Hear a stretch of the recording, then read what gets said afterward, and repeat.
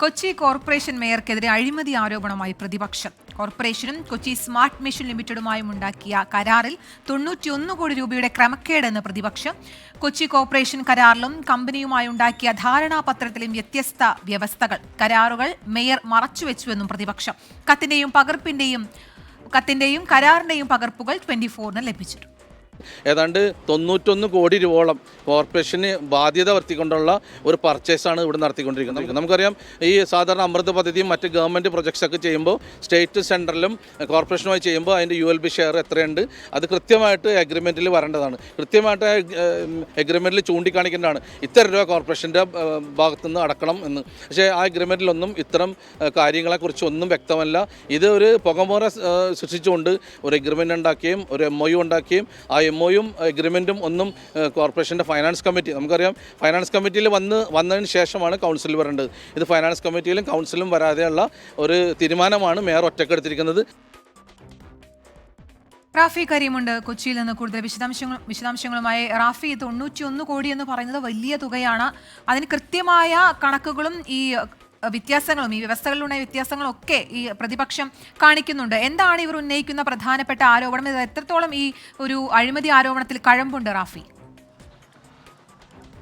തീർച്ചയായും പ്രതിപക്ഷം ഉന്നയിക്കുന്ന അഴിമതി ആരോപണങ്ങൾക്ക് കഴമ്പുണ്ട് എന്നുള്ളതാണ്. കാരണം ഇത് പ്രതിപക്ഷം അഴിമതി ആരോപണങ്ങൾ ഉന്നയിക്കുന്നത് വ്യക്തമായ ഡോക്യുമെൻറ്റിൻ്റെ സഹായത്തോടു കൂടിയാണ്. ആ വിവരങ്ങൾ കൃത്യമായി നമ്മൾ സ്ക്രീനിൽ കാണിക്കുന്നുമുണ്ട്. അതായത് ഈ മേയറും CSMലുമായി ഉണ്ടാക്കിയ, കൊച്ചി കോർപ്പറേഷനും CSMലുമായി ഉണ്ടാക്കിയ കരാറുകളിലാണ് ഇത്തരത്തിലുള്ള ഒരു ക്രമക്കേടുകൾ പ്രധാനമായും പ്രതിപക്ഷം ചൂണ്ടിക്കാണിക്കുന്നത്. ഈ കരാറുകൾ പ്രകാരം CSMലുമായി ചേർന്ന് നടക്കുന്ന വികസന പ്രവർത്തനങ്ങൾക്ക് കൊച്ചി കോർപ്പറേഷൻ 1 രൂപ പോലും നൽകേണ്ടതില്ല എന്നുള്ളതായിരുന്നു കോർപ്പറേഷൻ മേയർ ഈ കൗൺസിൽ യോഗങ്ങളിലെല്ലാം പറഞ്ഞിരുന്നത്. എന്നാൽ ഇതുമായി ബന്ധപ്പെട്ടുകൊണ്ട് ഈ 14/1/2025 ഈ വർഷം ജനുവരി 14-ാം തീയതി corporation mayor CSML chief executive ഓഫീസർക്ക് നൽകിയൊരു കത്തുണ്ട്. 91 കോടി 23 ലക്ഷം രൂപ ഈ CSMLന് നൽകാമെന്നാണ് ഈ കത്തിൽ പറയുന്നത്. ഇതാണ് ഇപ്പോഴത്തെ ഈ അഴിമതി ആരോപണത്തിൻ്റെ പ്രധാനപ്പെട്ട ഒരു കാര്യം. കാരണം 1 രൂപ പോലും ചെലവില്ല എന്ന് പറഞ്ഞ് നടപ്പാക്കിയ പദ്ധതികളുടെ വിഹിതമായി